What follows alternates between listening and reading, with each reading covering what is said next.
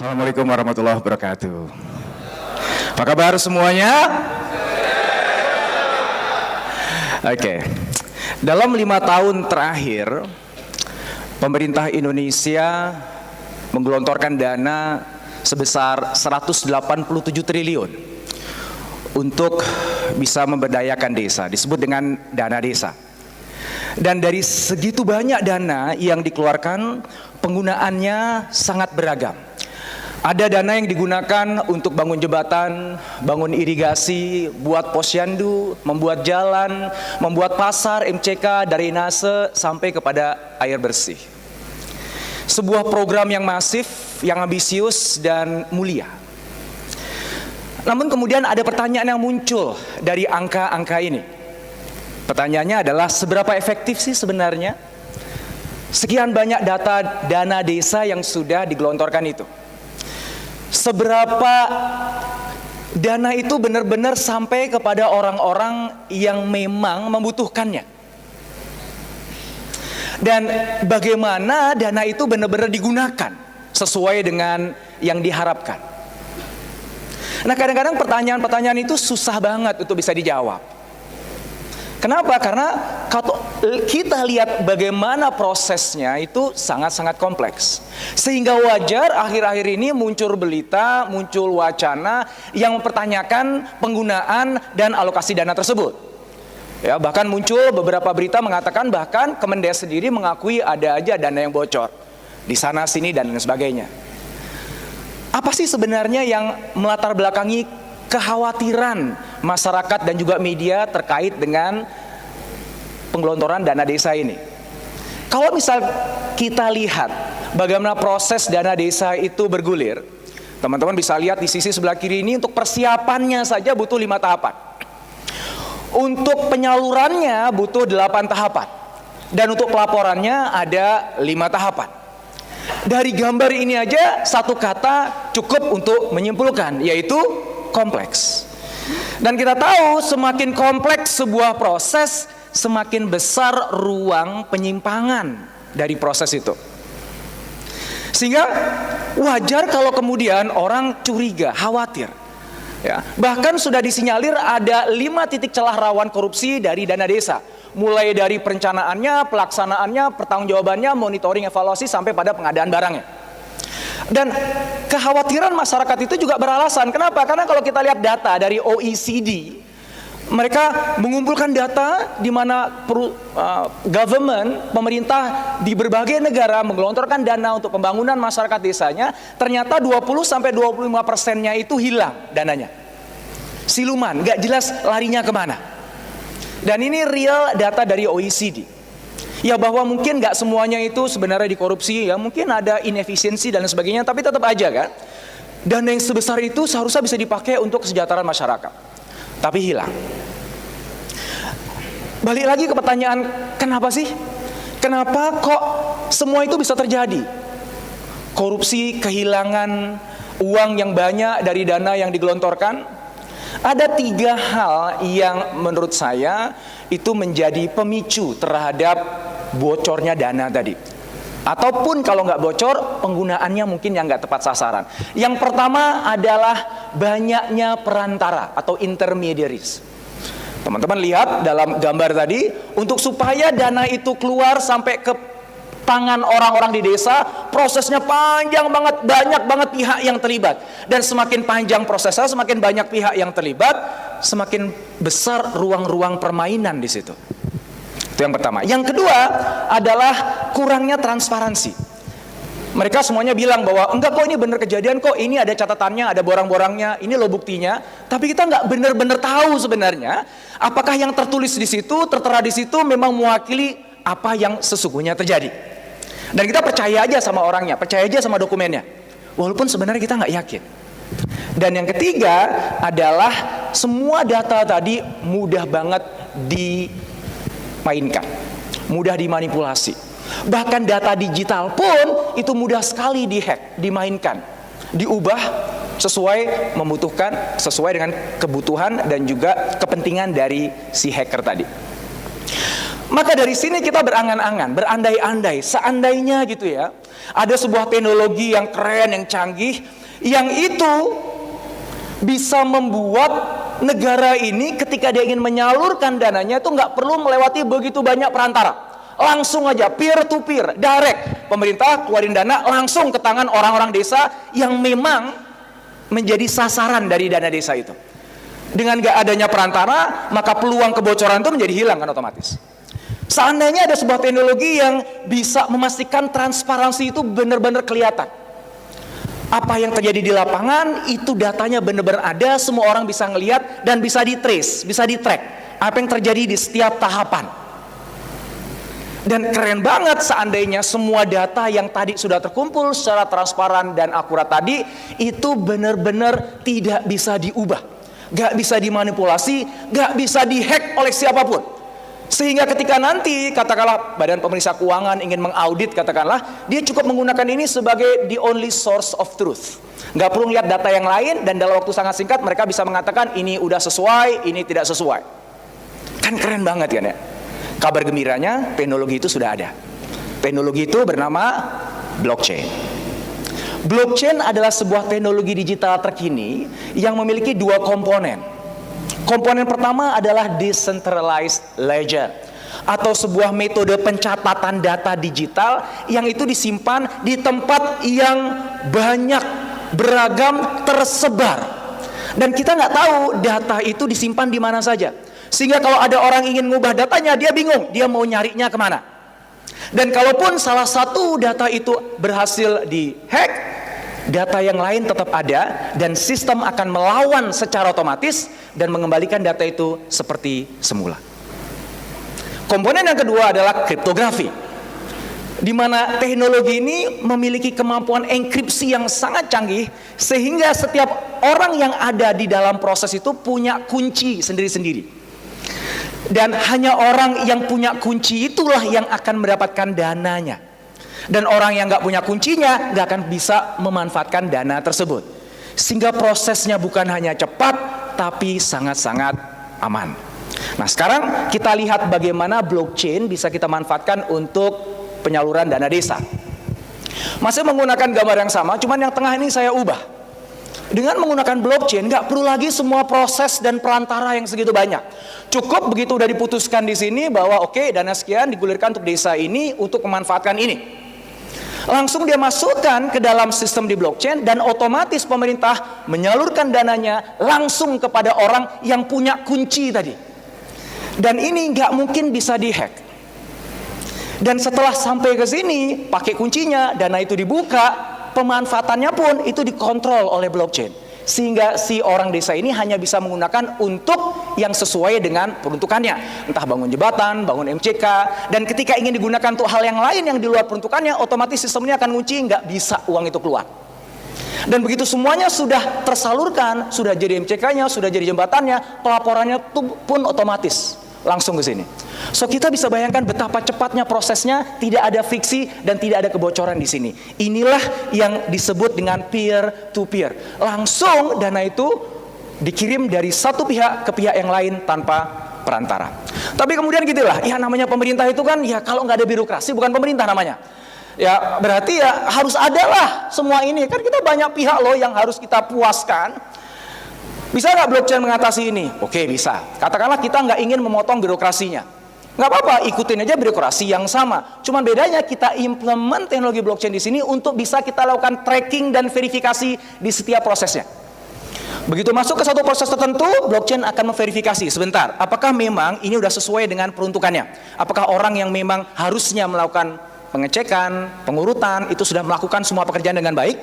Dan jika sudah, contreng, dia akan merekam itu dalam ledger yang tidak bisa diubah. Baru kemudian sistem akan mengatakan, go ahead, Anda bisa lanjut. Dan bergerak ke proses-proses selanjutnya. Ya. Dan ini semuanya transparan. Karena tidak ada satu central server yang menjalankan, blockchain tidak dimiliki oleh satu orang, tapi sekumpulan masyarakat, sehingga gak ada orang-orang tertentu yang benar-benar bisa mengubah ini semuanya. Semua orang bisa ngelihat, transparan, bisa nge-track itu uang geraknya kemana. Dan ketika ada uangnya berhenti di satu titik, semua orang bisa tahu berhentinya ada di mana, dan itu real mewakili yang ada. Karena nggak bisa dimanipulasi. Ya, ini yang disebut dengan transparansi yang sesungguhnya. Dan yang ketiga, tentu saja semua transaksi yang ada dalam proses ini terkunci rapi, dienkripsi, sehingga nggak bisa diubah sampai kapanpun. Dan ini yang disebut dengan immutable. Ya, inilah yang ngebuat kenapa blockchain penggelontoran dana desa. Tapi sekali lagi, blockchain is not just about pemanfaatan dana desa.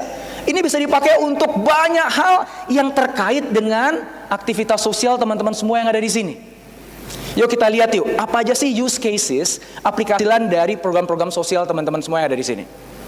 Nah, sebelum saya ceritakan use cases-nya atau aplikasinya, kita pahami dulu satu feature yang keren banget yang dimiliki oleh blockchain, yang itu memungkinkan semua yang saya cerita tadi di awal itu bisa terjadi.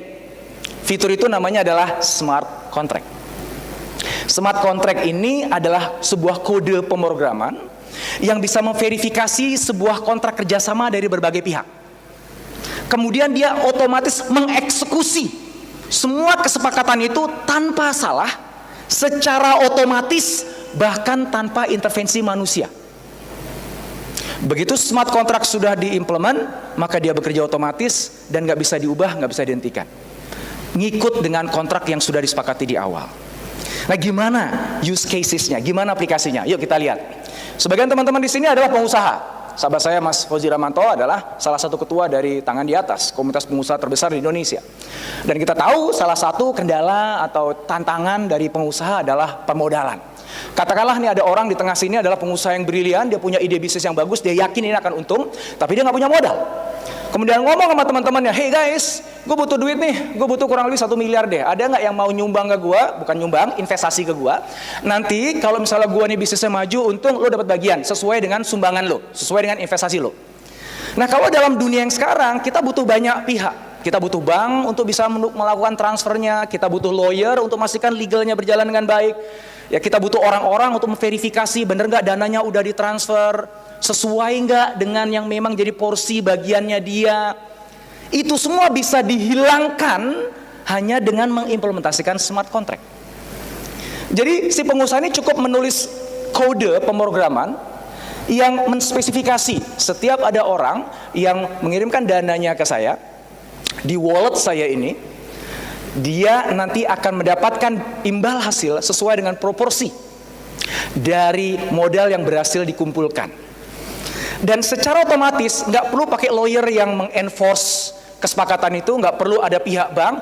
Setiap kali perusahaan itu untung, langsung ke transfer secara otomatis. Dan ini nggak bisa diubah bahkan oleh orang yang ngebuat smart kontraknya sendiri, sehingga memberikan keamanan bagi semua orang yang terlibat. Ya. Contoh yang lain masih sedikit sama, tapi konteksnya agak berbeda. Konteksnya ini adalah crowdsourcing. Ini ada orang yang punya ide brilian tentang membuat sebuah produk. Sayangnya dia nggak bisa buat produk itu sendirian. Dia butuh teman-temannya yang mensupport dia ngebuat produk itu bareng-bareng. Dia butuh programmer, dia butuh orang IT, dia butuh legal, dia butuh finance, dia butuh orang digital marketing. Kemudian dikumpulin lah teman-temannya. Terus dia bilang, hey guys, yuk kita buat produk ini keren banget. Yuk kita buat bareng-bareng, dan lu nggak gue gaji ya, karena gue nggak punya duit. Tapi nanti gue janji, begitu produk ini laku, maka masing-masing dari kita akan dapat bagian dari penjualan itu sesuai dengan kontribusinya. Dia cukup membuat smart contract sekali saja, masukkan dalam platform blockchain, semua orang kerja, begitu produknya laku, otomatis uangnya kesebar tanpa berhubungan dengan bank, tanpa berhubungan dengan kantor hukum. Dan ini tidak bisa diubah, nggak bisa dialter, bahkan oleh si pembuat smart contract sendiri. Berjalan selamanya sampai kemudian memang nggak ada penjualan lagi. So bayangin hanya dari 2 contoh tadi saja, bayangin perubahan yang sangat mendasar dari sistem ekonomi kita. Saat ini terus terang ekonomi kita bergantung kepada kelompok orang-orang tertentu. Ya, bergantung kepada perusahaan-perusahaan besar untuk menggerakkan ekonomi. Bergantung pada instansi, perbankan, bahkan pemerintah untuk bisa menggerakkan ekonomi. Seolah-olah kita bergantung mereka, kita masuk kepada pusarannya mereka, dan seolah-olah kita nggak punya daya untuk menentukan sendiri bagaimana ekonomi kita berputar. Dengan adanya blockchain, setiap individu bisa jadi pusat ekonominya sendiri. Dia nggak bergantung sama instansi besar, dia bahkan nggak bergantung sama bank, nggak bergantung sama pemerintah, nggak bergantung sama lawyers. Yang dibutuhkan hanya sebuah kode pemrograman yang namanya smart contract. Yuk kita lihat lagi yuk implementasinya. Karena sekali lagi sebagian besar dari teman-teman sini adalah aktivis sosial. Ya, gimana ini dipakai untuk aktivitas sosial teman-teman semuanya. Ini contoh satu di antara sekian banyak inisiatif filantropi yang menggunakan teknologi blockchain di baliknya. Ya, ini namanya GiveTrack. Teman-teman di sini yang sering berhubungan sama donor atau donatur tahu betul bahwa donatur itu punya kegelisahan paling nggak dua hal. Yang pertama, bener nggak sih duit gue itu tersalurkan ke orang yang memang dituju? Kalau saya ingin ngebantu orang di Uganda, bener nggak duit gue tuh sampai ke Uganda? Nggak ke tempat yang lain. Dan kalaupun sampai ke Uganda, bener nggak diterima oleh orang-orang yang memang gue niatin untuk gue kasih duit? Satu itu. Yang kedua, kalaupun ternyata sampai ke sana, nyampe-nya berapa? Saya kasih 100 juta, jangan-jangan nyampe-nya cuman 50 juta. Dan kalaupun nyampe 50 juta sisanya itu dipakai untuk apa? Jangan-jangan dipakai untuk sesuatu yang itu tidak sesuai dengan keinginan saya. Jadi selama ini namanya donatur itu cuma percaya aja sama Anda. Percaya aja sama lembaga sosial. Ya. Dan sudah muncul wacana yang pertanyakan keabsahan dari lembaga sosial tadi. Bener nggak sih dana itu benar-benar sampai ke tangan yang dibutuhkan? Mereka menggunakan blockchain bisa memastikan dengan sangat akurat ketika ada donor masuk tulis, Anda ingin bantu siapa? Di mana? Untuk kepentingan apa? Masukin ke smart contract, otomatis dananya sampai hanya ke orang yang dituju karena ada enkripsinya, ada kuncinya. Bahkan pihak lembaga sosialnya gak bisa dapetin uangnya kalau memang tidak dimasukkan dalam smart contract. Dan kalaupun sampai ke orangnya, orangnya hanya bisa make sesuai dengan tujuannya, gak bisa yang lain.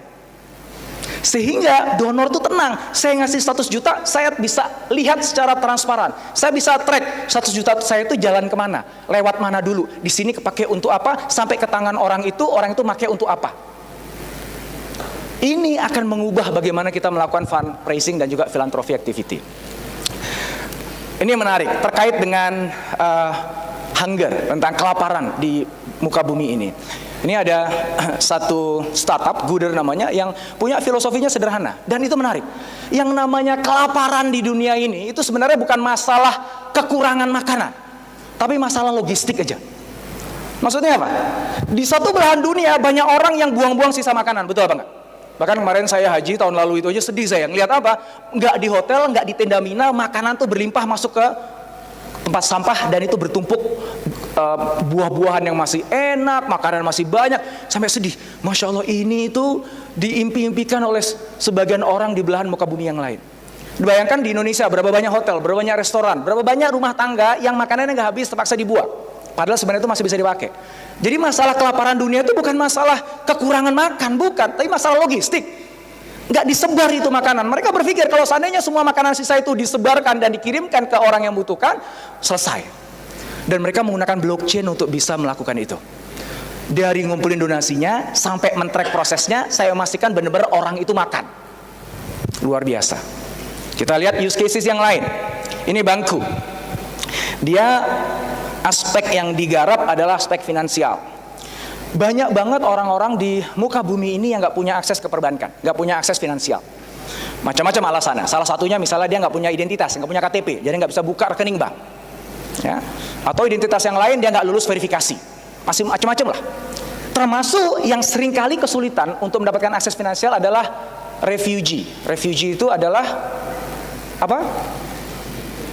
Pengungsi. Kenapa namanya pengungsi? Kan pindah negara kan, maka dia nggak punya akses ke perbankan di negara yang berikutnya kan, dan dia pindah kemana-mana sehingga kebingungan. Bangku ini mencoba menyelesaikan masalah itu. Caranya gimana? Setiap orang yang tidak punya akun bank atau yang berada di daerah pengungsian atau di pelosok, itu semuanya dikasih digital identity menggunakan blockchain. Dengan digital identity itu saja dia sudah bisa mengakses ekonomi global. Dia bisa dapetin dana dari orang, dia bisa memberikan dana ke keluarganya yang lain yang juga punya digital identity, dan bisa mulai buka usaha tanpa punya rekening bank, tanpa harus melewati sekian banyak persyaratan dan birokrasi di pemerintahnya. Dan itu yang sudah dia lakukan. Oke, apalagi contoh yang lain. Ini keren, Brooklyn Microgrid. Jadi awalnya sebenarnya bukan untuk kepentingan sosial, tapi lebih ke bisnis awalnya. Jadi di Amerika sana orang sudah mulai sadar akan lingkungan. Jadi mereka gimana caranya supaya saya hemat energi. Maka mereka akhirnya beli panel surya. Mereka beli turbin angin untuk bisa generate energinya sendiri. Cuman ada satu challenge. Kalau dia beli panel suryanya itu sedikit, kecil, hanya untuk kepentingan dia sendiri, jatuhnya mahal. Kalau dia mau efisien, murah, dibelinya harus banyak. Cuman begitu beli banyak, produksi listriknya banyak, nggak kepake semuanya, banyak sisanya. Kenapa nggak lu bagi-bagi aja sama tetangga lu? Akhirnya muncul ide ini. Jadi satu orang bisa jadi investor, dia beli panel surya banyak, kemudian yang boleh menikmati panel surya itu bukan cuma dia, tapi tetangganya. Tapi gimana memastikan supaya dia itu nggak boncos? Pakai blockchain, pakai smart contract, sehingga semua orang yang nyambung ke generator powernya dia, konsumsinya berapa kecatat di blockchain, dan otomatis dia harus membayar sekian rupiah untuk membiayai operasional dari power plant tadi. Oke, itu kalau di kota besar. Sekarang bayangkan, di Indonesia tuh banyak tempat-tempat terpencil yang tidak punya akses listrik. Nah, Pak, mungkin PLN melihat kita agak susah nih sampai ke sana. Kita belum punya dananya dan apapun alasannya. Ya, atau susah distribusinya. Kita cukup satu orang aja, siapapun dari Anda yang merasa punya dana, beli satu panel surya, taruh di satu pusat kota, habis itu sambungin ke semua orang yang ada di sana, masukin ke blockchain, setiap orang yang pakai itu bayar listriknya ke Anda. Dan itu nggak bisa dimanipulasi. Nggak perlu urusan sama bank, nggak perlu urusan sama PLN, nggak perlu urusan sama pemerintah, Anda bisa jalan sendiri. Dan otomatis itu pasti akan sustainable. Kenapa? Karena ada uang yang berputar di situ, yang bisa membiayai itu semuanya. Jadi kita nggak bergantung terus-menerus hanya kepada donor. Ya. Contoh yang terakhir, yang menurut saya ini keren. Ini adalah universitas berbasis blockchain pertama di dunia, namanya Wolf. Yang ngebuat adalah akademisi dari Oxford University. Pertama kali ini dibuat di Malta. Kan kita tahu ya, ini kita ada di kampus nih. Kampus itu ongkos terbesarnya itu bukan untuk pendidikan Anda. Ongkos terbesarnya adalah untuk membayar birokrasi kampus ini ada. Ya, membayar gedung ini, membayar dan lain sebagainya. Sehingga kita bayar mahal untuk masuk UI itu sebenarnya sebagian besar itu bukan larinya kepada Anda, untuk kepentingan Anda, untuk kepentingan yang lain. So kenapa nggak kita buat sebuah kampus yang pusatnya letaknya bukan pada gedung, bukan pada tempat, bukan pada kurikulum, tapi kepada mahasiswanya. Yang menarik dari kampus ini adalah setiap dosen yang punya level tertentu, atau mungkin dia profesor atau dia doktor, dia boleh ngebuat course-nya sendiri, ngebuat mata kuliahnya sendiri. Dan mata kuliah itu dibuat di atas platform blockchain, di mana mahasiswa ketika dia bayarnya bukan ke sekolah, bayarnya ke siapa? Ke dosennya. Jadi dia nggak perlu bayar biaya gedung, dia nggak perlu bayar biaya administrasi birokrasi yang lain, dia langsung bayar ke dosennya. Dan semua itu dikelola dengan atas platform blockchain. Ada yang memang ketemuannya online, ada juga yang offline. Nah, ketika ada offline, itu berarti ada biaya yang harus dikeluarkan. Itu akan diambil, dimasukkan dalam smart contract Anda. Sehingga akhirnya kita bisa milih, saya ingin dosen yang itu, karena itu paling keren. Dia ada smart contract, harinya sekian. Ya. Dan ketika saya berhasil, saya dapatnya apa? Semuanya dibuat dalam bentuk blockchain.